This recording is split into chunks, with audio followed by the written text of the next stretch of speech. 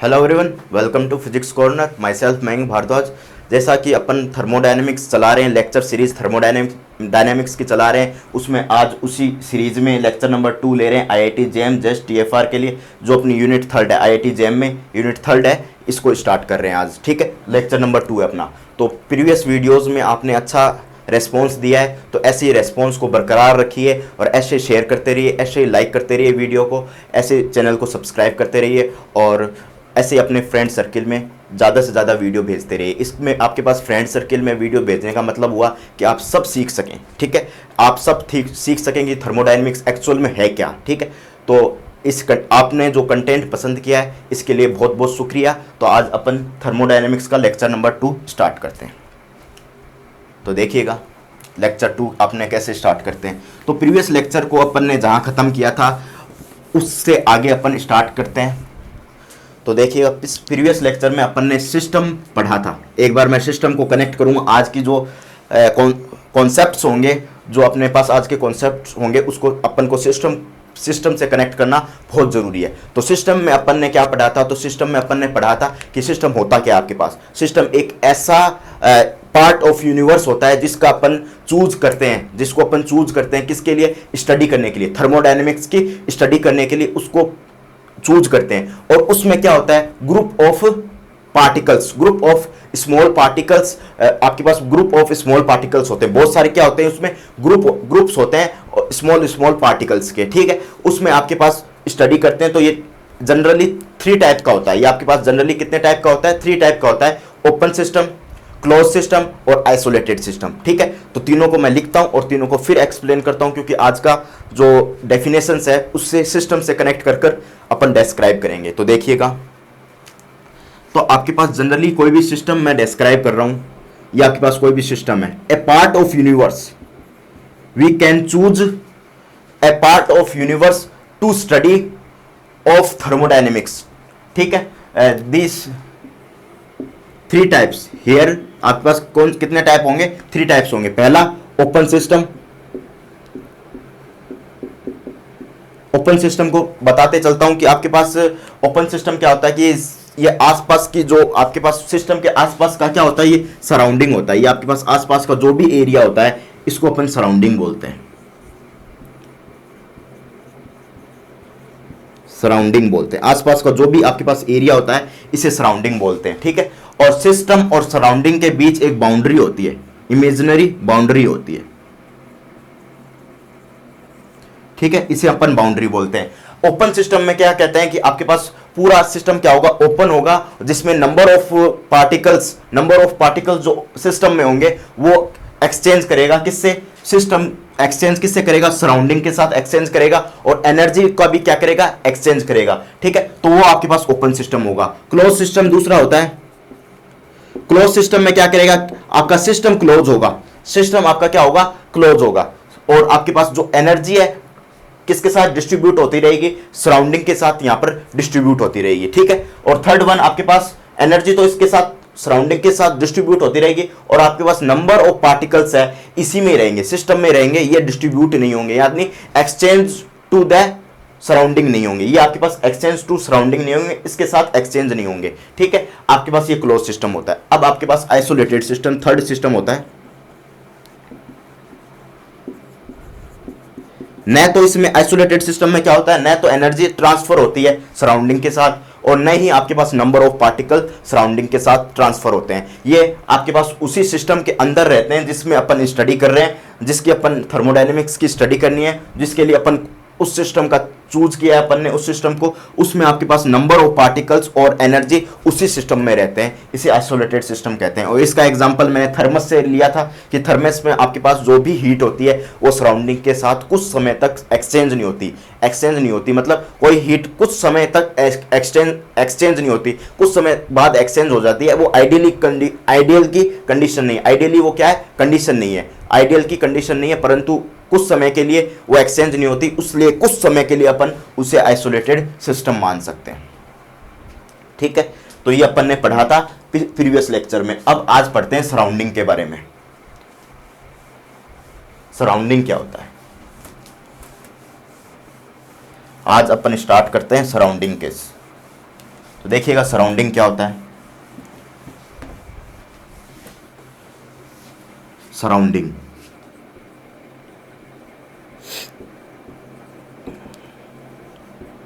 तो इसकी मैं डेफिनेशन लिख देता हूं पहले। तो डेफिनेशन लिखने से पहले मैं इसको डिस्क्राइब करता हूं।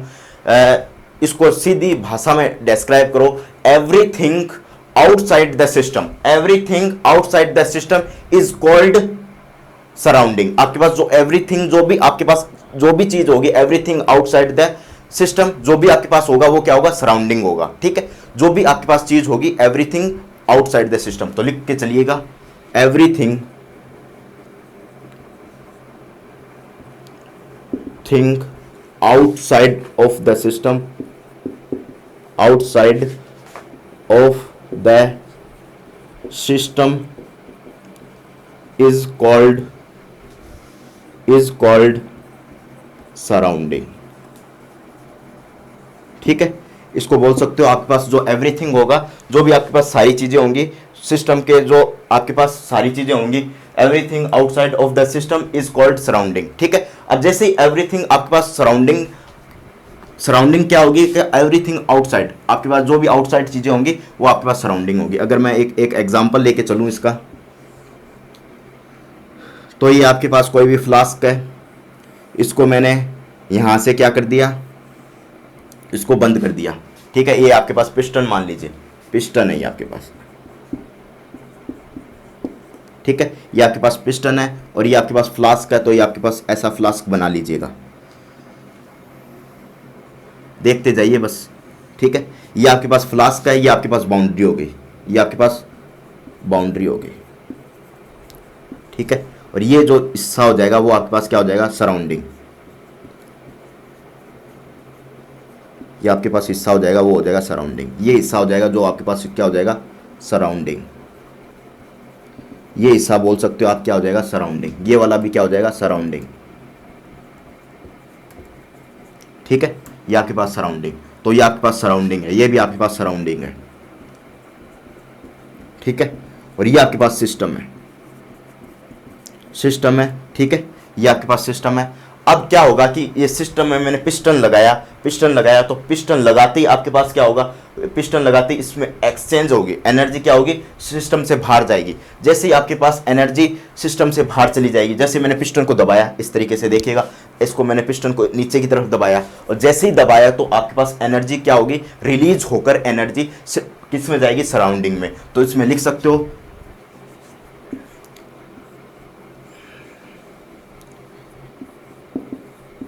एनर्जी में बी एक्सचेंज, में एक्सचेंज लिख दीजिएगा, may exchange with, energy may exchange with surrounding, system to surrounding, system to surrounding.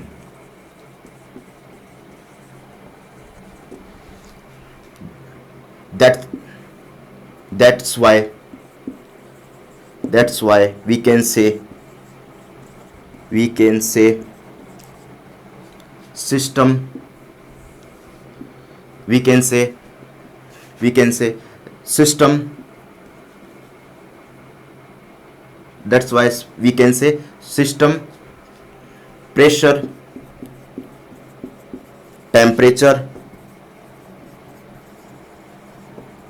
temperature, volume changes may be change of the system because we can use piston then may be change PVT। ठीक है, तो आपके पास मैंने क्या लिखा है यहाँ पर, energy may be exchange system to surrounding. आपके पास एनर्जी क्या होगी, यहाँ से सिस्टम टू सराउंडिंग क्या होगी, चेंज होती जाएगी। सिस्टम से सराउंडिंग के पास आपके पास क्या होगी, एनर्जी एक्सचेंज होती जाएगी, इस तरीके से। ठीक है, अब फिर मैंने क्या किया, एनर्जी चेंज हो सकती है, तो मैं ऐसा भी कह सकता हूँ, आपके पास इस पिस्टन को मैंने दबाया, मतलब कंप्रेस किया, सिस्टम में क्या किया, कंप्रेशन किया। अगर मैं ये कंप्रेस, इसको मैं क्या कर दूं, यहाँ से इसको यहाँ से बढ़ाकर, या आपके पास क्या है, ये आपके पास पिस्टन है, पिस्टन को यहाँ से बढ़ाकर यहाँ तक ले आऊं मैं, इस तरीके से लिया हूं, तो आपके पास क्या होगा कि कंप्रेशन की कंडीशन होगी। मतलब मैंने इसको प्रेस करने का मतलब हुआ ये आपके पास कंप्रेशन की कंडीशन होगी। जैसे ही आपके पास ये कंप्रेशन की कंडीशन आ जाएगी तो मैं ऐसा बोल सकता हूं कि प्रेशर का भी चेंजमेंट होगा, टेम्परेचर का भी हो सकता है चेंजमेंट। मे भी बोला हूं मैंने, यहाँ पर मे भी शब्द का यूज लिया है, मे भी शब्द का यूज लिया है, हो सकता है चेंज हो सकता है, ठीक है, ऑफ द सिस्टम, सिस्टम का चेंज हो सकता है, because we can use piston. मैंने पिस्टन का क्या किया, यहाँ पर यूज किया, जिसके कारण आपके पास पीवीटी आपके पास मे भी चेंज हो सकता है।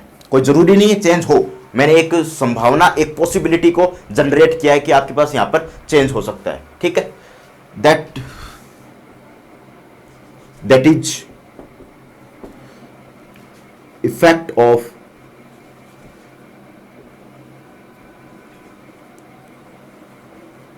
Effect on physical property of matter, physical properties of matter.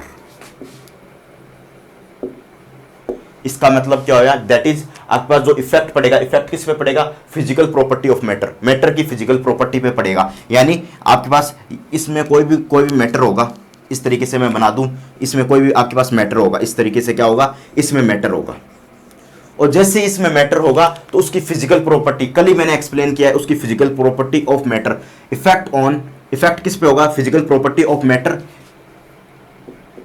In the situated या इन द keep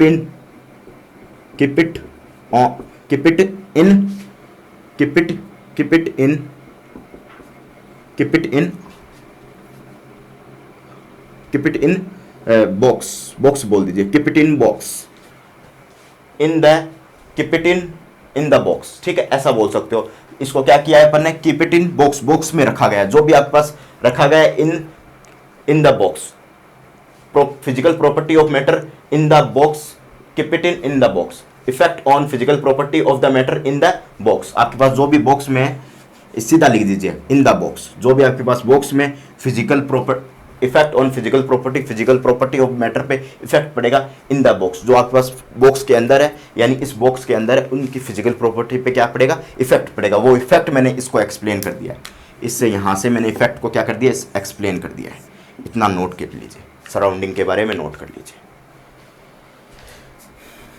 अब नेक्स्ट टॉपिक पढ़ेंगे अपन, पहले नोट कीजिए इसको।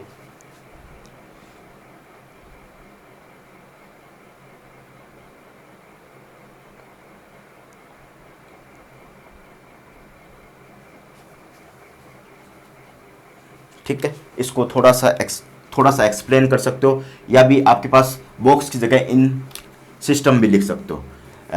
Effect on the physical property of the matter in the box या सिस्टम। ये system भी तो है, अपन इसको सिस्टम भी तो बोल रहे हैं, सिस्टम बोल रहे हैं इसको, ठीक है, तो इसको सिस्टम बोल रहे हैं, तो सिस्टम में आपके पास डायरेक्ट इफेक्ट पड़ जाएगा।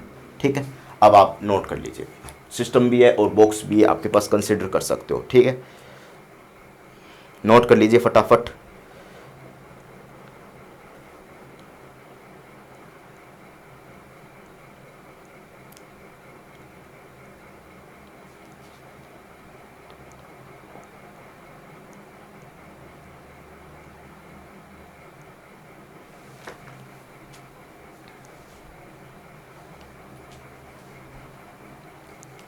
अब अपना नेक्स्ट टॉपिक है फिजिकल प्रॉपर्टी। अपन ने पढ़ी, अपने कल फिजिकल प्रॉपर्टी पढ़ी थी, कौन कौन सी आपके पास फिजिकल प्रॉपर्टी हो सकती है। जैसे मैंने कोई भी बॉक्स में कोई भी आपने मैटर रखा है बॉक्स में, ठीक है, अगर मैं उसको छू के पता करूं कि या गर्म है या ठंडा है, इसका पता कैसे चलेगा, उसका टेम्परेचर इंक्रीज है या लोअर है। ठीक है, दूसरी बात उसका प्रेशर कितना है, तीसरी बात आपके पास उसका वॉल्यूम कितना है, ये आपके पास क्या है एज ए फिजिकल प्रॉपर्टी अपन पता कर सकते हैं। या आपके पास छूना क्या है, फिजिकल प्रॉपर्टी है कि मैंने इसको छू के पता किया कि गर्म है या ठंडा, ये फिजिकल प्रॉपर्टी है। और किसको छू के पता किया, वो कुछ ना कुछ मैटर में क्वांटिटी होगी, आपके पास मैटर में क्वांटिटी होगी, उसका आपके पास कुछ ना कुछ टेम्परेचर होगा, कुछ ना कुछ वॉल्यूम होगा, और कुछ ना कुछ आपके पास क्या होगा, कुछ ना कुछ वॉल्यूम होगा, कुछ ना कुछ टेम्परेचर होगा, कुछ ना कुछ प्रेशर होगा। तो इसके एक्सप्लेन करने के लिए आपके पास जो कंडीशंस आई, आपके पास थर्मोडायनेमिकल स्टेट आई। Thermodynamical state. तो आपके पास थर्मोडायनेमिक्स स्टेट क्या होती है, आपके पास कोई किसी से पूछा जाए कि आपके पास थर्मोडायनेमिकल स्टेट क्या होती है, तो आपके पास थर्मोडायनेमिक स्टेट ऐसी स्टेट होती है, कोई भी स्टेट थर्मोडायनेमिक स्टेट कब कहलाई जाएगी, जब आपके पास उसके पास कोई भी फिक्स वैल्यू हो, फिक्स वैल्यू, प्रेशर की फिक्स वैल्यू हो, टेम्परेचर की फिक्स वैल्यू हो, या फिर आपके पास जो थर्मोडायनेमिकल वेरिएबल है, थर्मोडायनेमिकल वेरिएबल,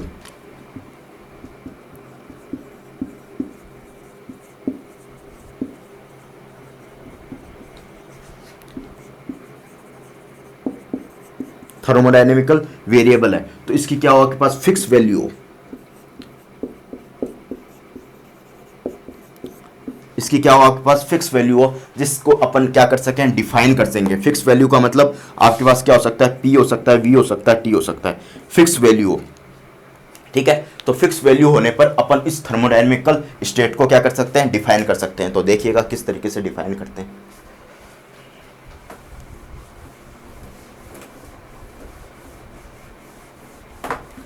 तो देखिएगा, तो इसको डिफाइन करते हैं अपन, तो इसको देख के चलिएगा किस तरीके से, ठीक है। तो इसको डिफाइन करते हैं। There is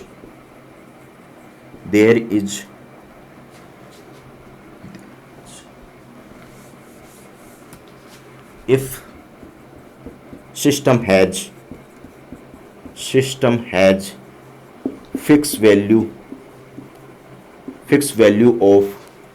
has fixed value of pressure, ये सब लैंग्वेज है, थोड़ी लिखनी पड़ेगी अपन को, ठीक है, जब भी अपन समझ पाएंगे। if system has fixed value pressure, volume and temperature, if the system has fixed value of pressure, volume, temperature in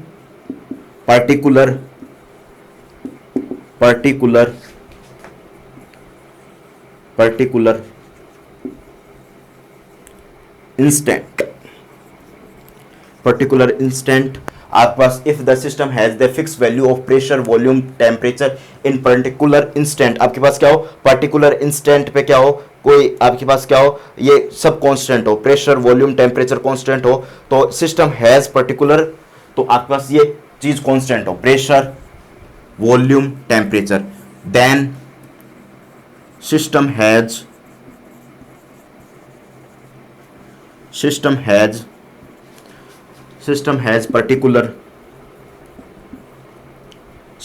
particular thermodynamical state, एकदम इजी लैंग्वेज में लिखा रहा हूं मैं, ठीक है।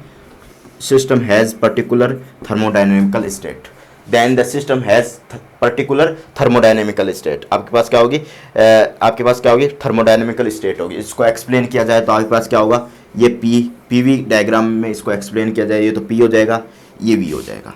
अब पर्टिकुलर इंस्टेंट देखा जाए तो ये मान लीजिए ऐसा कोई वर्क कर रहा है, पॉइंट मैंने पी लिया, इस पे डिफाइन हो रहा है V1 डिफाइन हो रहा है, इस पे आपके पास P1 डिफाइन हो रहा है, ठीक है, P1 डिफाइन हो रहा है और V1 डिफाइन हो रहा है। तो कोई भी पॉइंट इंस्टेंट है जिस पे आपके पास ये डिफाइन हो रहा है, यानी P और V डिफाइन हो रहा है, P और V डिफाइन हो रहा है, तो अपन क्या कहेंगे, ये पर्टिकुलर एक पॉसिबल स्टेट हो गई आपके पास, ये क्या हो गई, वन पॉसिबल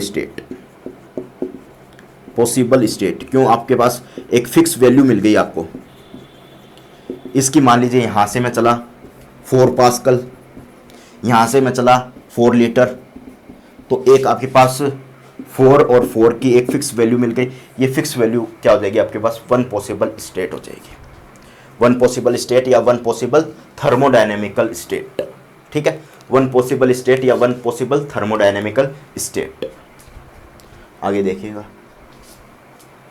नोट कर लीजिए इतना, फिर आगे चलिएगा, आगे चलते हैं। फिर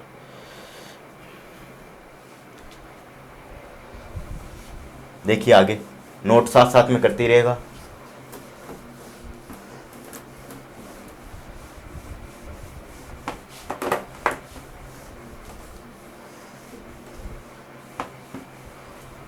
साथ साथ में नोट करते रहिएगा, ठीक है। तो नेक्स्ट अपन पढ़ने जा रहे हैं। आपके पास क्या होगा नेक्स्ट, आपके पास थर्मोडायनेमिकल स्टेट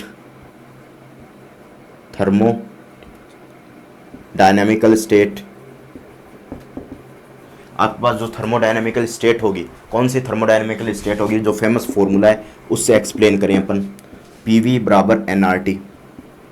ठीक है, पीवी बराबर एनआरटी से क्या एक्सप्लेन करें कि आपके पास थर्मोडायनेमिकल स्टेट होगी या नहीं होगी। तो आपके पास पी वी और आपके पास क्या होगा, पीवी और आपके पास पीवी, पीटी, पीटी और टीवी।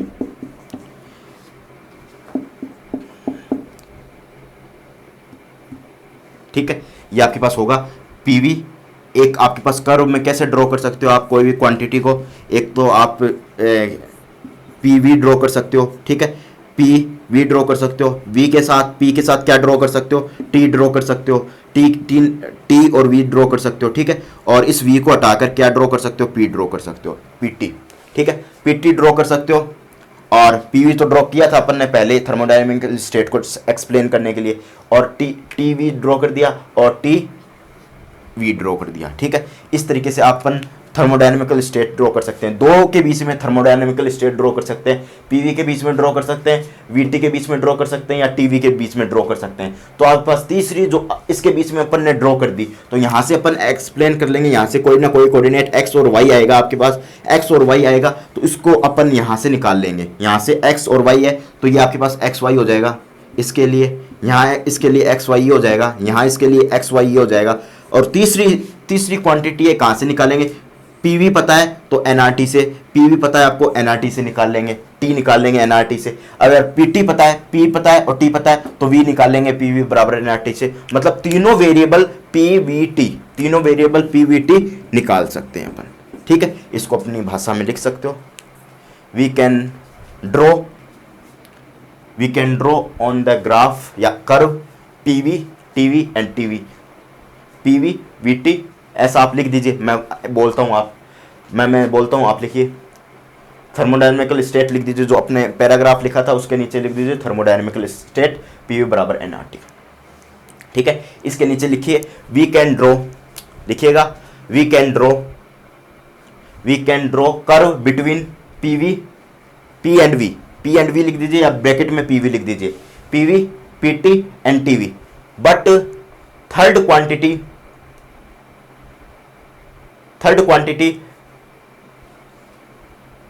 इन पीवी क्या हो जाएगा, टी हो जाएगा, पीटी में इन पीवी टी। पीवी को ऐसा कैसे लिखोगे, we can draw curve between PV TV और टीवी, पीवी वीटी और टीवी ऐसा लिख के फिर लिखोगे। बट पीवी में क्या है, इन पीवी एब्सेंट लगा दीजिए। एब्सेंट क्या हो जाएगा आपके पास, टी एक्स एब्सेंट हो जाएगा। पीटी में क्या मिस हो जाएगा, मिस क्या हो जाएगा, इसमें मिस टर्म क्या हो जाएगी, इसमें पीवी में टी हो जाएगी, इसमें पीटी में कौन सी मिस हो जाएगी, वी हो जाएगी, और इसमें टीवी में मिस कौन सी हो जाएगी आपके पास, टीवी में पी मिस हो जाएगी। ऐसा लिख दीजिए miss term in PV T, या absent term is T, PT में वी, टीवी में वी। तो वी कैन इतना लिखिए, we can draw curve between PV VT TV, then miss term is PV is T, PT is V, TV is P. Then we can find third miss term by PV बराबर NRT. Then find third miss term by PV बराबर NRT. So these type of quantities are also fixed, then these type of quantities called thermodynamical state। Note down कर लीजिए, इतना जो मैंने बोला है वो नोट डाउन कर लीजिए, फटाफट नोट डाउन कर लीजिए। इससे बेहतरीन एक्सप्लेनेशन आपको कहीं नहीं मिलेगा। ठीक है, तो आगे देखिएगा। थर्मोडायनेमिकल स्टेट हो गई।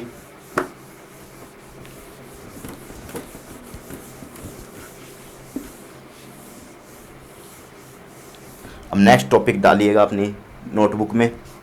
आपके पास जो नेक्स्ट टॉपिक है, अगर मुझे रेगुलर फॉलो करते हो तो नोट्स बनाइए। मैं कहता हूँ नोट्स बनाइए, और पर्टिकुलर मैं नोट्स जो लायक है वो तो मैं सारा इस पे लिखवाऊंगा ही बोर्ड पर, ठीक है। जो लिखने लायक नहीं है मैं वो बोल दूंगा, वो आप थोड़ा पैराग्राफ छोड़ दीजिए या बाद में लिख लीजिएगा। नोट्स बनाइए जो आपको अच्छे से एक्सप्लेन कर दिए जाएंगे, वो नोट्स बाद में आप कभी भी पढ़ो तो अच्छे से एक्सप्लेन हो जाएंगे, ठीक है। नेक्स्ट आपके पास थर्मोडायनेमिकल प्रोसेस, थर्मोडायनेमिकल प्रोसेस, ठीक है। थर्मोडायनेमिकल प्रोसेस क्या होती है, ठीक है। तो आप इसमें लिखिएगा,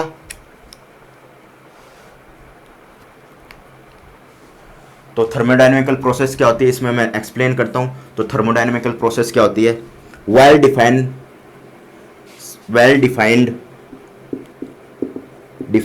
path one thermodynamical state to well defined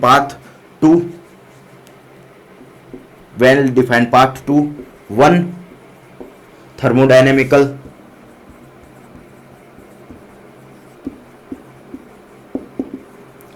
state to another thermodynamical state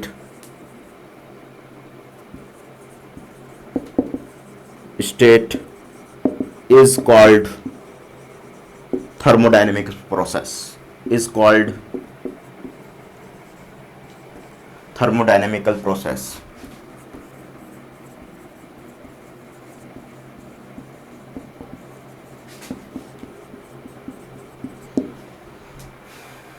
इसको एक्सप्लेन एक बार लिखिए, फिर मैं इसको एक्सप्लेन करता हूं।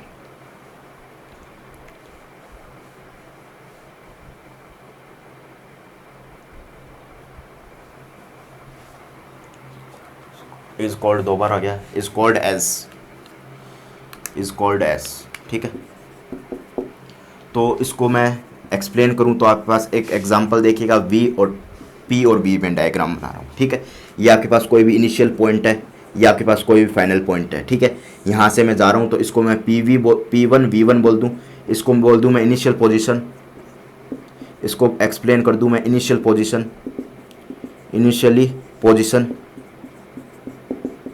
ठीक है। और इसको मैं फाइनल पोजीशन बोल दूँ, फाइनल पोजीशन, ठीक है। इसको क्या बोल दूं मैं, फाइनल पोजीशन। एक को तो मैं ले लूं यहाँ पर इनिशियल पोजीशन, दूसरी को ले लूं मैं फाइनल पोजीशन। इसको P1 V1 ले लूं और दूसरी को क्या ले लूं मैं, P1 P2 V2, ठीक है, P2 और V2। और मैं वेल डिफाइंड पाथ हो, वेल डिफाइंड पाथ मतलब A से B तक आप कैसे भी जा सकते हो, ऐसे भी जा सकते हो, ऐसे भी जा सकते हो, ऐसे भी जा सकते हो और ऐसे भी जा सकते हो, कैसे भी जा सकते हो, परंतु एक वेल डिफाइंड पाथ होना चाहिए। A से B तक जाने का आपके पास क्या होना चाहिए, एक वेल डिफाइंड पाथ होना चाहिए। तो आपके पास P1 V1 तो अपन पिछली बार एक्सप्लेन करके आए हैं कि P1 और V1 क्या है, आपके पास थर्मोडायनेमिकल स्टेट है, और P2 V2 क्या है, एज ए थर्मोडायनेमिकल स्टेट है। तो आपके पास क्या होगा कि one thermodynamical state to another thermodynamical state. अपन पहली थर्मोडायनेमिकल स्टेट से क्या जा रहे हैं, दूसरी थर्मोडायनेमिकल स्टेट में जा रहे हैं, यानी आपके पास इसमें एक थर्मोडायनेमिकल स्टेट हो गई। क्यों, क्योंकि P1 V1 है और तीसरी थर्मोडायनेमिकल स्टेट T होगी, तीसरी स्टेट क्या होगी, T होगी, जिससे पूरा सिस्टम को एक्सप्लेन किया जाएगा, जिससे आपके पास पूरे सिस्टम को एक्सप्लेन किया जाएगा। तो आपके पास P1 V1 और P2 V2 होगा। तो आपके पास तीसरा क्वांटिटी यहां पर क्या होगा, T1, यहां पर तीसरी क्वांटिटी क्या होगी, T2। तो यहां पर T1 और T2 होगा, जिसमें इसको इंक्लूड किया जाएगा और A से अपन B तक जाएंगे। तो आपके पास इनिशियल पोजीशन से फाइनल पोजीशन तक जाएंगे। तो इस जो पाथ होगा, वेल डिफाइंड पाथ होगा, जिसमें आपके पास फर्स्ट थर्मोडायनेमिकल स्टेट से सेकंड थर्मोडायनेमिकल स्टेट तक जा रहे हैं। तो वेल डिफाइंड पाथ आपके पास क्या कहलाएगा, थर्मोडायनेमिकल प्रोसेस, ठीक है। लिख दीजिए फटाफट।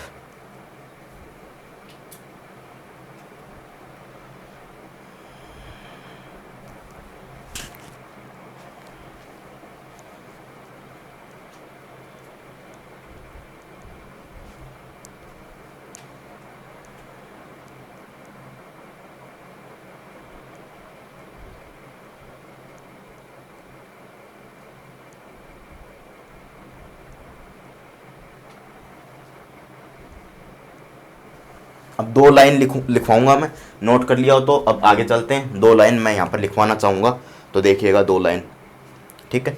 तो 2 लाइन यहाँ पर मैं लिखवाना चाहूँगा, तो देखिएगा फर्स्ट लाइन आपके पास क्या होगा, तो फर्स्ट लाइन आपके पास क्या होगी, तो आपके पास फर्स्ट लाइन क्या होगी, तो इसमें जो फर्स्ट लाइन होगी,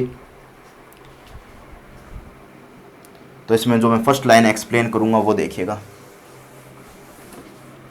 इसमें जो फर्स्ट लाइन होगी वो देखिए, तो इसमें फर्स्ट लाइन होगी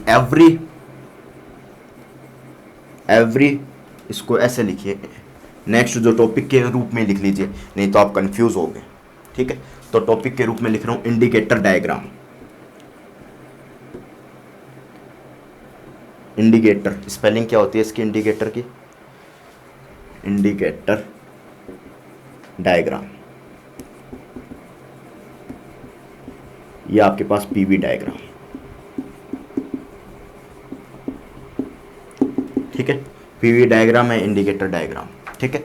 तो देखिएगा इसको मैं एक्सप्लेन करता हूं, तो आपके पास क्या होगा, every point of indicator diagram,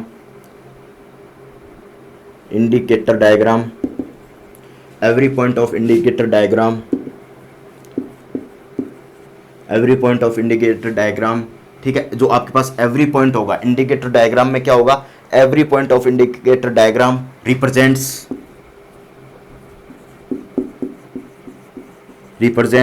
A unique state of gas, ठीक है। आपके पास इंडिकेटर डायग्राम में जो रिप्रेजेंट करता है यूनिक स्टेट रिप्रेजेंट करता है, ठीक है। तो नेक्स्ट मैं एक्सप्लेन करूंगा, पहले मैं लिख देता हूं, every curve of indicator diagram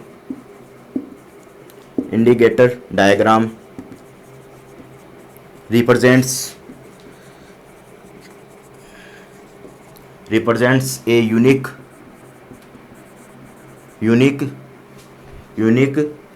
क्या रिप्रेजेंट करता है, एक unique process, a unique process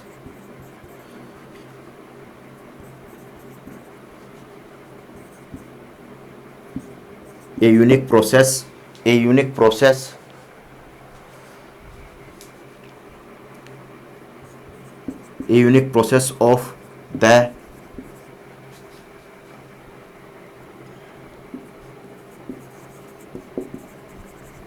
ठीक है, every curve of the indicator diagram represents a unique process of the system, ठीक है। तो एक एक्सप्लेन कर देता हूं, तो आपके पास ये हो जाएगा V, ये हो जाएगा P, ठीक है। तो ये हो जाएगा P और ये V हो जाएगा।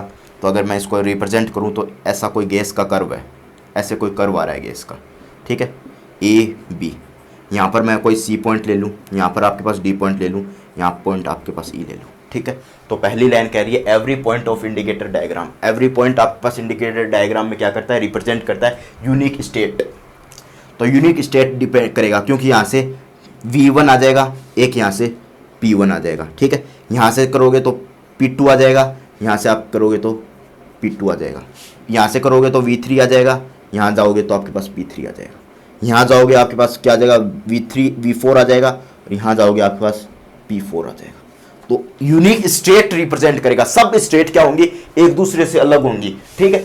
अगर मैं C पॉइंट पे गया तो P1 V1 मुझे दो फंक्शंस मिले, और दो फंक्शन मिलेगा तो एक पर्टिकुलर वेल डिफाइंड स्टेट होगी, वेल डिफाइंड स्टेट होंगी P1 और V1। और मैं दूसरे पॉइंट D पे गया तो V2 P2 एक वेल डिफाइंड स्टेट होंगी। यहाँ पर लिख दीजिए P1 V1, यहाँ लिख दीजिए P2 V2, E पे लिख दीजिए V3 P3 V3, यहाँ पर लिख दीजिए P4 V4।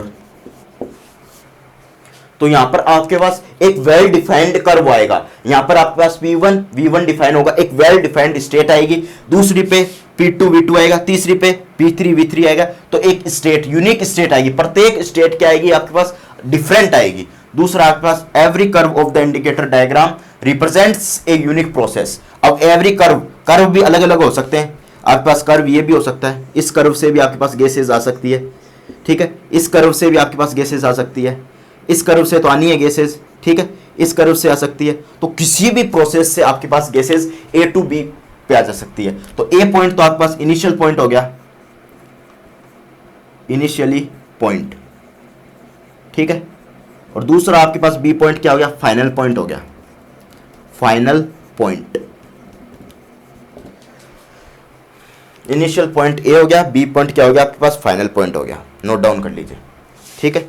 फिर अपन चलते हैं एक प्रोसेस पे, थोड़ा सा एक्सप्लेन करूंगा, नहीं तो अपन फर्स्ट लॉ ऑफ थर्मोडायनेमिक्स पढ़ेंगे, वहां इसको मैं एक्सप्लेन करते हुए चलूंगा, ठीक है, नोट डाउन कर लीजिए।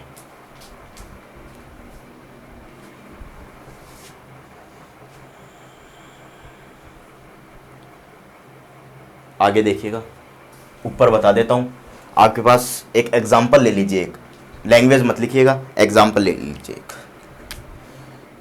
साइक्लिक प्रोसेस, इसका एग्जांपल ले लीजिए, साइक्लिक प्रोसेस।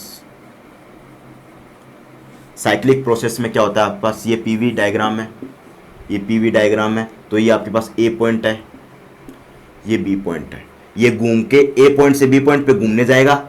आपके पास कोई भी कर्व है, कोई भी आपके पास बालक है, ए से बी तक जाएगा, फिर बी से वापस रिटर्न हो जाएगा, ए की तरफ घूम फिर के वापस अपने घर चला जाएगा। कोरोना वायरस है तो वापस अपने घर चला जाएगा, इस तरीके से वापस अपने घर चला जाएगा। मतलब ए से जाकर बी पे रिटर्न हुआ, ए से जाकर बी पे रिटर्न हुआ, मतलब आपके पास ए पॉइंट और बी पॉइंट पे आपके पास ये डिपेंड कर रहा है। जब ये रिटर्न हुआ, ए से जाकर बी, ए से रिटर्न होकर बी पॉइंट पे गया, ए से आपके पास बी पे गया, बी से वापस ए पे गया, तो आपके पास रिटर्न हुआ, ए टू बी रिटर्न हुआ। तो रिटर्न होने की जो प्रोसेस होती है वो आपके पास क्या होती है, एज ए साइक्लिक प्रोसेस इसे कहते हैं, ठीक है। तो ए पॉइंट और बी पॉइंट पे ये डिपेंड कर रहा है, जब भी तो इसको साइक्लिक कहेंगे। साइक्लिक का मतलब मैं मेरे घर से कोई दूसरे घर गया, ठीक है, वापस मैं मेरे घर आया, तो मैं मेरे घर पे क्या कर रहा हूं, डिपेंड कर रहा हूं। वैसे ही आपके पास ए पॉइंट और बी पॉइंट एक दूसरे पे क्या कर रहे हैं, डिपेंड कर रहे हैं। और ये पाथ पे डिपेंड नहीं कर रहे, ये कहीं बीच में नहीं रुकता, पार्टिकल बीच में नहीं रुकता, क्योंकि बीच वाले पाथ पे क्या कर रहा है, डिपेंड नहीं कर रहा, केवल इनिशियल पॉइंट और फाइनल पॉइंट पे डिपेंड कर रहा है। तो इसको मैं थर्मोडायनेमिक्स के फर्स्ट लॉ से समझाने की कोशिश करूंगा। केवल आप साइक्लिक प्रोसेस को इस तरीके से, इस वे में देखिए, इंडिकेटर डायग्राम या पीवी डायग्राम में किस तरीके से एक्सप्लेन करते हैं अपन। आगे देखिए, इतना नोट डाउन कर लीजिएगा। अब आगे अपन थोड़ा सा मैं पानी पी के आता हूँ, फिर इसको एक्सप्लेन करता हूँ आगे। आपके पास अगली प्रोसेस जो आपके पास मैं एक्सप्लेन करूँगा, वर्क डन कैसे निकालोगे, ठीक है। मैं एक बार पानी पी के आता हूँ।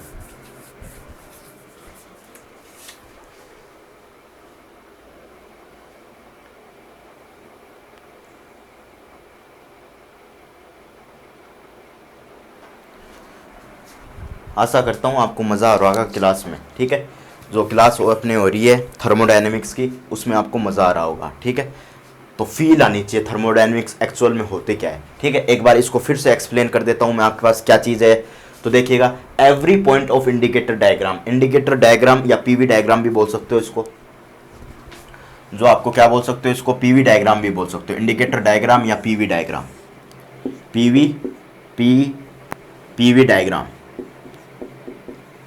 इंडिकेटर डायग्राम या पीवी डायग्राम भी बोल सकते हो इसको, ठीक है।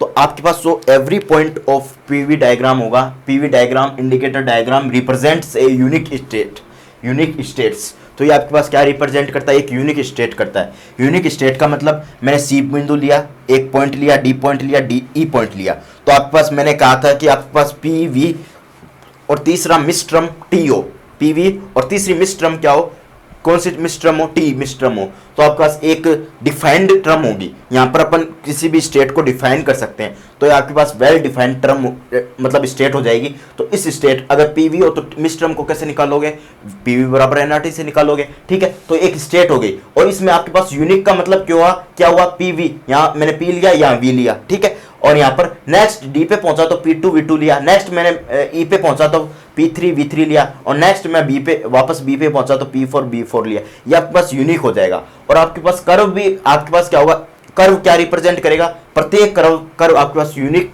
कर्व रिप्रेजेंट करेगा। यूनिक कर्व का मतलब आपके पास यहाँ इस पॉइंट पे देखोगे, यूनिक का मतलब समझ लीजिएगा, इस पॉइंट पे देखोगे तो आपके पास वॉल्यूम अलग होगा कुछ, इस पॉइंट पे देखोगे, प्राइम नोट बोल दूं इस पे आपके पास देखोगे तो पी भी अलग होगा, पी और वी अलग होगा, तो पी वी अलग होते ही स्टेट अलग होगी। और स्टेट किस पे डिपेंड करती है, आपके पास स्टेट, आपके पास स्टेट किस पे डिपेंड करती है, प्रोसेस किस पे डिपेंड करती है, स्टेट पे डिपेंड करती है। तो यहाँ पर आपके पास वी नोट और पी कोई भी स्टेट आ गई, और स्टेट स्टेट आने पर जो प्रोसेस है स्टेट पे डिपेंड करती है, तो प्रोसेस स्टेट पे डिपेंड करती है, तो स्टेट बदल गई तो प्रोसेस भी आपके पास क्या हो जाएगी, चेंज हो जाएगी। ठीक है, इस तरीके से एक्सप्लेन करेंगे।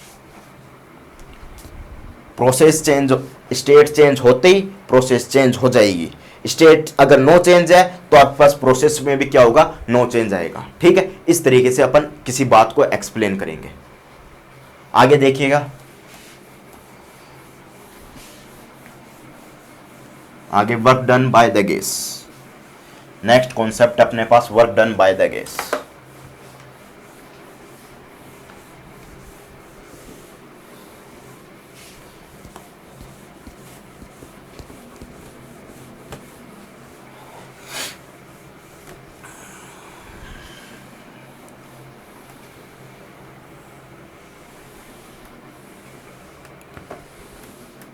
मेरा तो पूरा दिन इस क्लासरूम में गुजर जाता है, इन लाइटों के बीच में गुजर जाता है। ठीक है, आपका कैसा गुजरता है दिन, एक्सप्लेन कीजिए आप कमेंट बॉक्स में। ठीक है, तो देखिएगा अब आगे चलते हैं। Work done by the gas. ठीक है, बताइएगा भाई आप कहाँ टाइम स्पेंड करते हो अपना, लॉकडाउन वाला टाइम कहाँ, अपना टाइम कहाँ बिताते हो लॉकडाउन वाला, बताइएगा। ठीक है, तो देखिए अपन अब नेक्स्ट चलते हैं। तो work done by the gas, gas के द्वारा वर्क डन कितना होगा। तो एक फ्लास्क ले लीजिए आप सबसे पहले। तो मैं एक फ्लास्क कंसीडर कर रहा हूं, इस तरीके से फ्लास्क कंसीडर कर रहा हूं। इसमें आपके पास जो केमिस्ट्री होती है, इसमें जो इसके जो साइन लिए जाते हैं, साइन जो लिए जाते हैं केमिस्ट्री में डिफरेंट लिए जाते हैं या फिजिक्स में अलग लिए जाते हैं। ठीक है, वो थोड़ा ध्यान करना। ये आपके पास एक पिस्टन हो गया,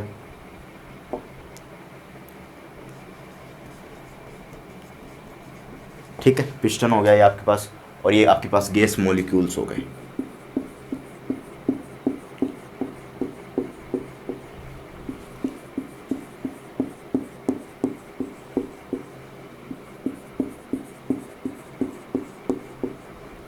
मैंने केटीजी नहीं पढ़ाई है, तो आपके पास थोड़ा सा एक्सप्लेन करने का प्रयास करूंगा। केटीजी का एक कॉन्सेप्ट है यहाँ पर, वो थोड़ा सा एक्सप्लेन करने का प्रयास करूंगा यहाँ पर। केटीजी का क्या कॉन्सेप्ट है, आपके पास ये मॉलिक्यूल्स हैं, ये आपके पास वॉल है, ये आपके पास क्या है, सिलेंडर की कोई वॉल है, ये आपके पास सिलेंडर है, इस तरीके से क्या है आपके पास सिलेंडर है, ये आपके पास सिलेंडर की वॉल है।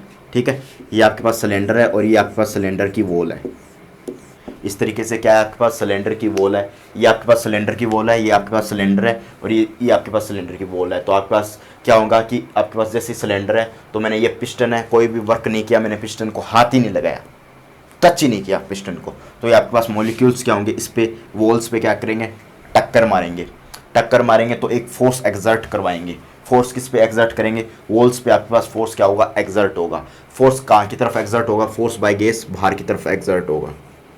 ठीक है, बाहर की तरफ एक्सर्ट होगा तो आपके पास ये पिस्टन की वॉल है, थोड़ी सी आगे सरकेगी, क्योंकि एज ए सिलेंडर काम कर रही है, कुछ इस तरीके से आगे सरकेगी।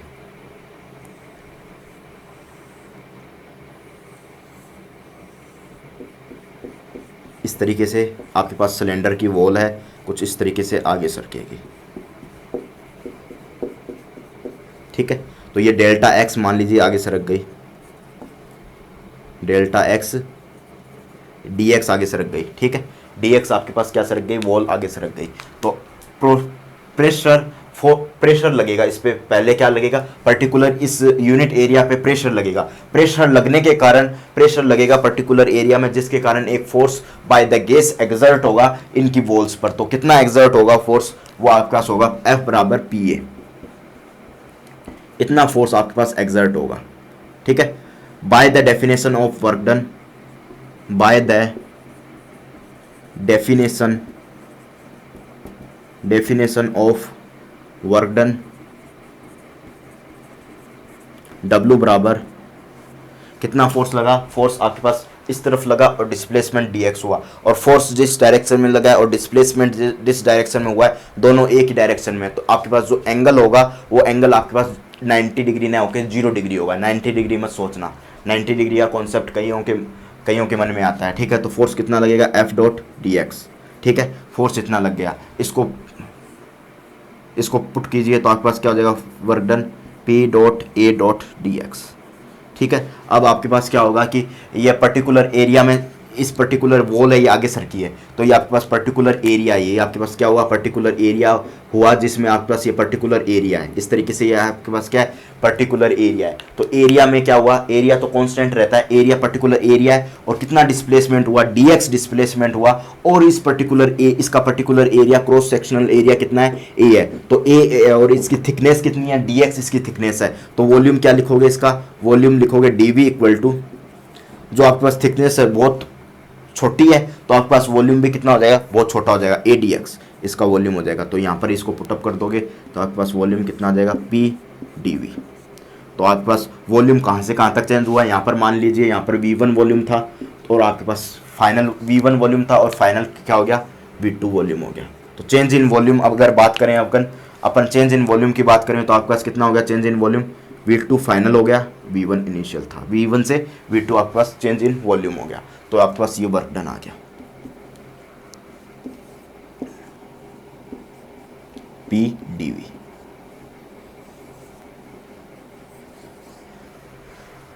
नोट डाउन कर लीजिए।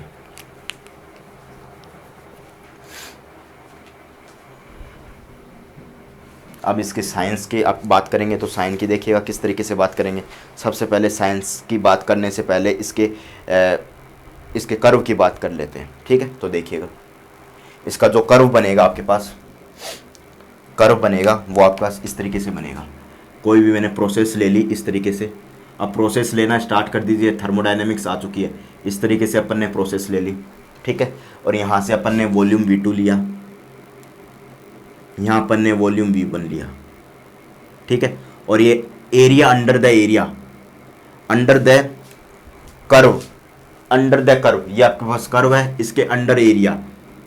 अब तो ये आप अच्छे से समझना, क्योंकि आपके पास ये जो कर्व के अंडर में जो एरिया होगा, वो आप जो कर्व के अंडर में जो डायग्राम होगा उसका एरिया क्या होगा, वर्क डन के बराबर होगा। ठीक है, ये बात समझना, क्योंकि आपके पास हीट वगैरह निकालोगे, वर्क डन निकालोगे तो उसमें बहुत ही इंपॉर्टेंट बात होगी। तो ये आपके पास जो एरिया होगा इस तरीके से जो आपके पास एरिया डिफाइन होगा,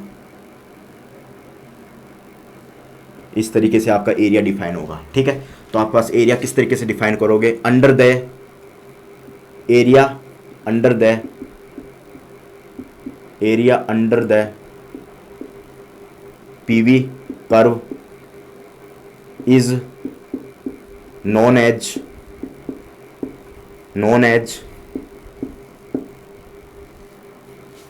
वर्क डन। ये बात ध्यान रखोगे कि area under the PV curve, कि PV कर्व के अंडर में जो एरिया होगा वो क्या कहलाएगा, नॉन एज वर्क डन कहलाएगा। तो अब इसका एरिया कैलकुलेट करोगे तो एरिया देखिएगा, इसका एरिया, तो जो आपके पास एरिया होगा इसका, एक तो P होगा एरिया, और इसमें जो चेंज होगा, चेंज कितना होगा, V2 माइनस V1 चेंज होगा, इसको dV लिख दीजिएगा। तो आपके पास V2 माइनस V को D लिख दीजिए, तो P dV। एरिया क्या होगा, एक तो इसकी मैंने लेंथ ले ली, एक इसकी मैंने ब्रीथ ले ली, तो P dV। और वॉल्यूम कहाँ से कहाँ तक चेंज हो रहा है, V2 से फाइनल वॉल्यूम, V फाइनल कितना है V2, और V इनिशियल कितना है V1। तो V इनिशियल से V फाइनल चेंज हो रहा है, यानी V2 माइनस V1। तो ये आपके पास जो एरिया हो जाएगा वही आपके पास किसके बराबर हो जाएगा, चेंज इन वर्क डन के बराबर हो जाएगा, जो कि ये एक्सप्लेन कर रहा है। इक्वेशन फर्स्ट, ये equation two, from equation first and to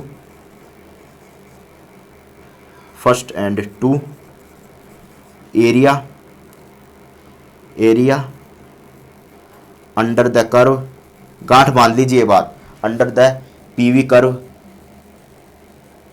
किसके बराबर होगा, वर्क डन के बराबर होगा।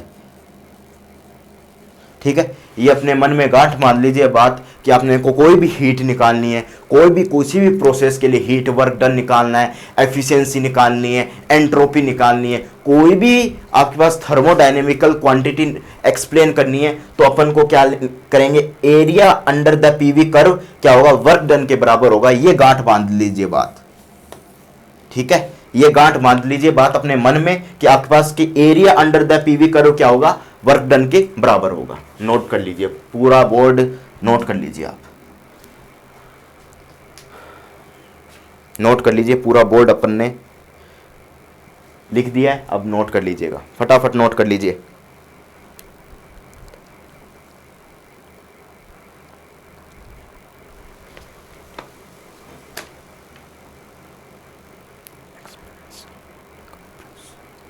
अब आगे देखिएगा, साइन साइन और देख लेते हैं वर्क डन में साइन क्या होंगे। ठीक है, तो अब मैं इसको मिटाता हूँ।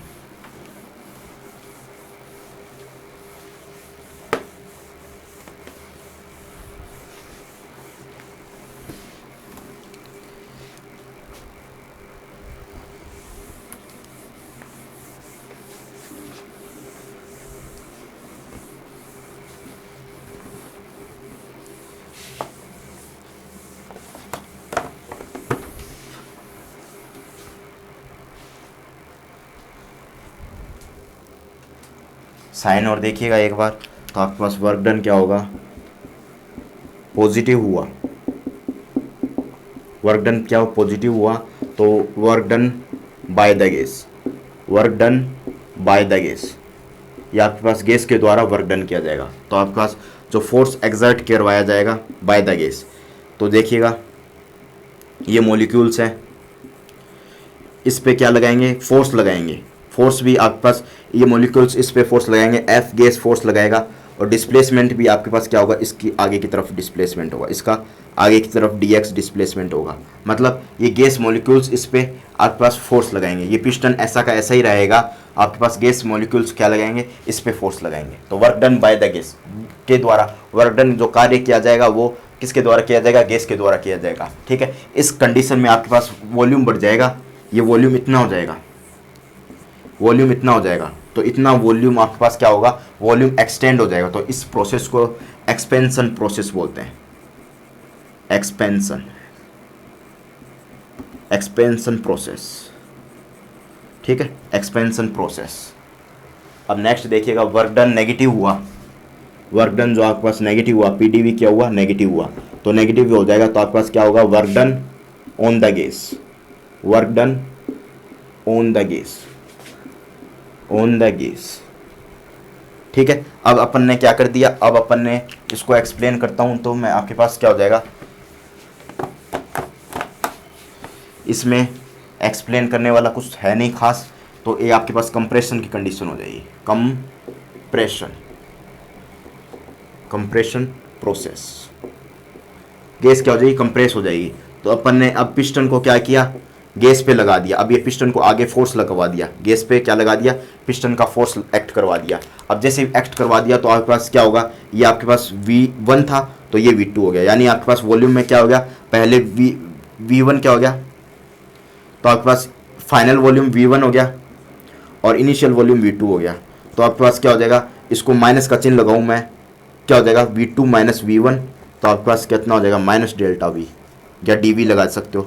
तो वॉल्यूम में क्या आ गया, नेगेटिव चिन्ह आ गया, तो वर्क डन लिखूंगा तो P डॉट dV और ये नेगेटिव चिन्ह, तो आपके पास वर्क डन नेगेटिव हो जाएगा। और अपन ने फोर्स पिस्टन को दबा दिया, पिस्टन को अंदर की तरफ दबा दिया, तो आप फोर्स किस पे लगा दिया, work done by the on the gas, on the gas पढ़ रहे हैं, वर्क डन अपन गैस पे वर्क डन कर रहे हैं, तो आपके पास डिस्प्लेसमेंट फोर्स तो इस पे लगा रहे हैं, फोर्स इस पे अंदर की तरफ लगा रहे हैं, मॉलिक्यूल्स अंदर कंप्रेस हो रहे हैं, मॉलिक्यूल्स सही अंदर क्या हो रहे हैं, कंप्रेस हो रहे हैं, इस तरीके से कंप्रेस्ड हो रहे हैं, कंप्रेस्ड हो रहे हैं। तो इस कंडीशन को नेगेटिव वर्क डन होगा, इसका क्या होगा, नेगेटिव वर्क डन होगा। ठीक है, ये अपन ने पूरा प्रोसेस पढ़ा, work done by the gas. Next में अपन पढ़ेंगे thermodynamics laws, first law, second law, third law, इस तरीके से अपनी प्रोसेस चलती रहेगी। तो ऐसे वीडियो को लाइक करते रहिए, ऐसे वीडियो को शेयर करते रहिए और ऐसे चैनल को सब्सक्राइब करते रहिए।